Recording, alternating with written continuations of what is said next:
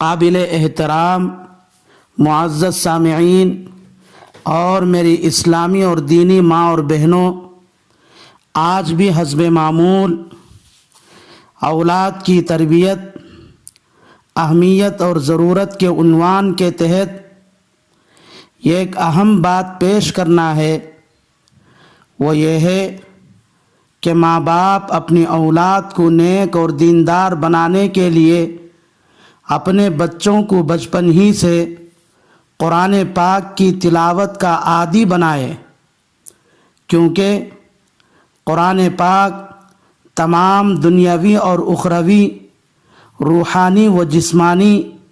علوم و فنون کا خزانہ ہے۔ قرآن مجید کا سمجھنا اور اس پر عمل کرنا تمام انسانوں کی ہدایت اور کامیابی کا ذریعہ اور سبب ہے۔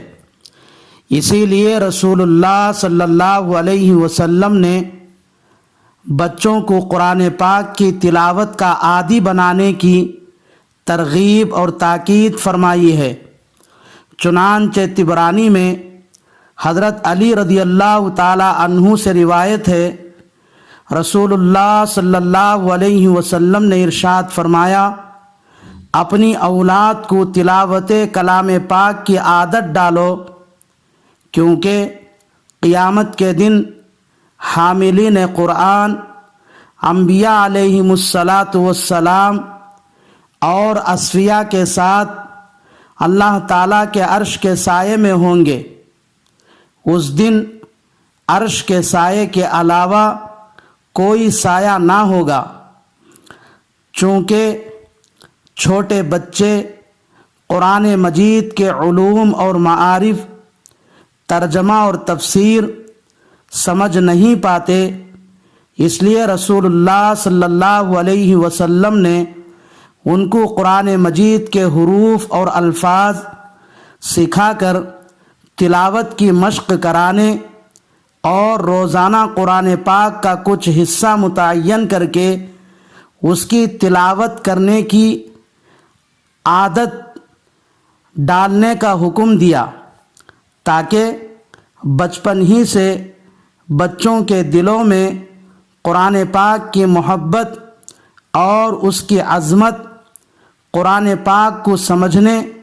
اور اس پر عمل کرنے کا شوق پیدا ہو جائے، تاکہ قرآن مجید کی تلاوت کی برکت سے بچوں کو دنیا میں دین پر عمل کرنے کی استقامت نصیب ہو اور آخرت میں تلاوت کلام پاک کا جو عظیم الشان بدلہ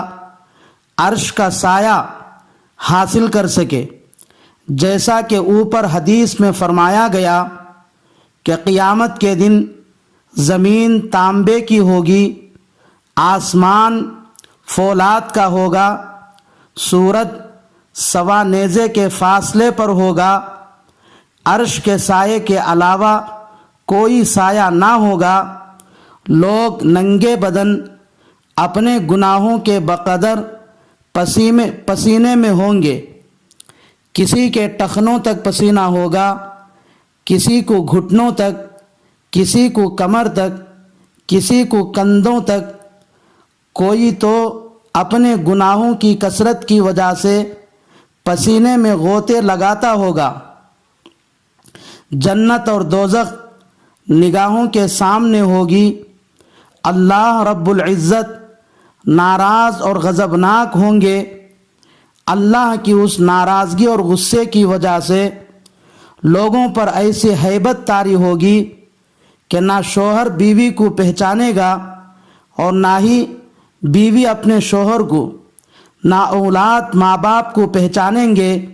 اور نہ ہی ماں باپ اپنی اولاد کو۔ ایسی ہولناکی اور پریشانی کے دن جو خوش نصیب بچے بچپن ہی سے قرآن پاک کی تلاوت کو اپنا حرز جان بنا لیا ہو، روزانہ قرآن پاک کی تلاوت کرتے رہے ہو،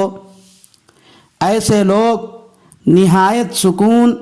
اور اطمینان کے ساتھ نبیوں، صحابہ اور تابعین کی برگزیدہ اور مبارک لوگوں کے ساتھ اللہ کے عرش کے سائے میں ہوں گے۔ اتنا ہی نہیں، قیامت کے دن اللہ تبارک و تعالی ان خوش نصیب انسانوں کے گناہوں کو بھی معاف کر کے جنت میں داخلے کا فیصلہ کرے گا جن کے بچے ان کی تربیت اور ترغیب کی وجہ سے بچپن میں قرآن پاک پڑھنا سیکھ کر بڑے ہو کر قرآن کی تلاوت کے عادی بن گئے ہو۔ اس لیے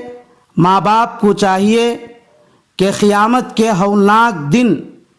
اپنی اولاد کو عرش کا سایہ نصیب ہونے کے لیے بچپن ہی سے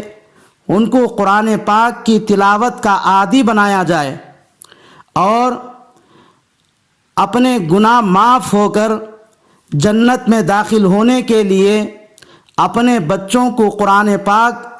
پڑھنا سکھائے۔ اللہ سے دعا ہے کہ اللہ تبارک و تعالی